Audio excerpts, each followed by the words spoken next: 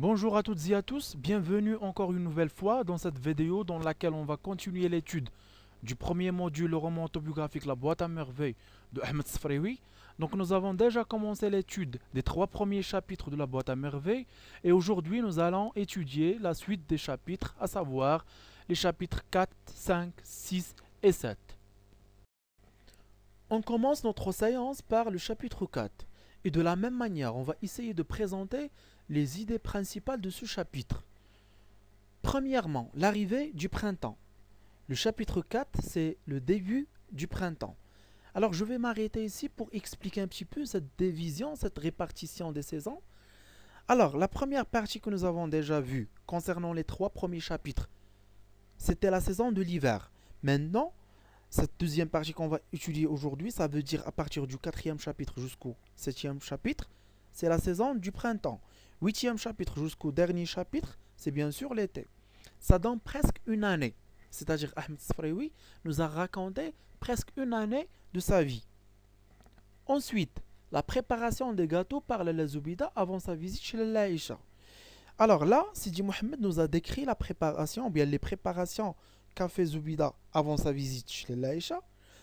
Cette description sert à montrer les traditions et les rites qui caractérisent la société marocaine. Surtout lorsqu'on veut par exemple rendre visite chez quelqu'un, on doit faire des préparations, préparer des gâteaux, etc.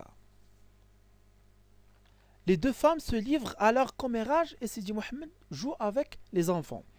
Alors, dès l'arrivée chez Lalla Aïcha, Sidi Mohamed, le narrateur nous a décrit la maison de Lalla Aïcha.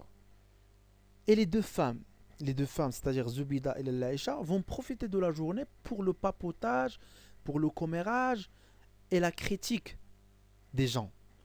Et aussi, Sidi Mohamed va profiter de la journée pour jouer avec les enfants du voisinage de Lalla Aïcha. Vers la fin, il y aura un événement très important. C'est l'événement principal de ce chapitre. C'est lorsque les deux femmes en train de parler, de papoter, donc c'est Moulay Larbi qui est rentré pour annoncer une mauvaise nouvelle. Il était sur le point de déclarer faillite. Parce que son associé Abdelkader, il l'avait arnaqué. Il l'avait escroqué d'une somme d'argent. Car Moulay Larbi, il a prêté de l'argent à son associé Abdelkader, mais sans signer un contrat qui justifiait ça. On passe maintenant au chapitre 5. Alors ce chapitre commence par l'occasion de la fête de Ashura. Elle reste moins qu'un jour avant la fête. Alors Sidi Mohamed, le narrateur, nous a parlé de cette fête pendant 3 chapitres. Le cinquième chapitre, c'est moins qu'un jour avant Ashura. C'est presque 15 jours avant Ashura. Puis le chapitre 6, c'est 8 jours avant Ashura. Et le chapitre 7, ça va être sous forme de 12 jours avant Ashura, la veille de Ashura, et le jour de la fête de Ashura. Le frère explique ses projets pour la fête de Ashura, c'est-à-dire le frère va commencer à parler de cette fête aux enfants. Et il était pour la première fois souriant et gentil avec eux. Ensuite, les sacrifices de l'Aïcha pour aider son mari qui était sur le point de déclarer faillite. Alors l'Aïcha a vendu tous ses biens, ses bijoux pour aider son mari à remettre en marche son atelier. Vers la fin, la mort de Sidi Mohamed Ben Tahar, le coiffeur du quartier. Cet événement a marqué la vie de l'enfant parce que c'était la première fois qu'il va assister aux funérailles. Car lorsqu'on parle de la mort pour le narrateur, c'est une source de souffrance et de cauchemar pour lui. C'est parti maintenant pour le chapitre 6. Dans ce chapitre, on va voir ensemble les préparatifs de la fête de Ashura. Nous avons déjà annoncé au cinquième chapitre, c'est moins 15 jours. Maintenant, c'est moins 8 jours. On commence déjà par les préparatifs Omsid. Bien sûr, l'Omsid, c'est l'endroit où on va célébrer la fête. Donc, Omsid, on a commencé à faire des préparatifs.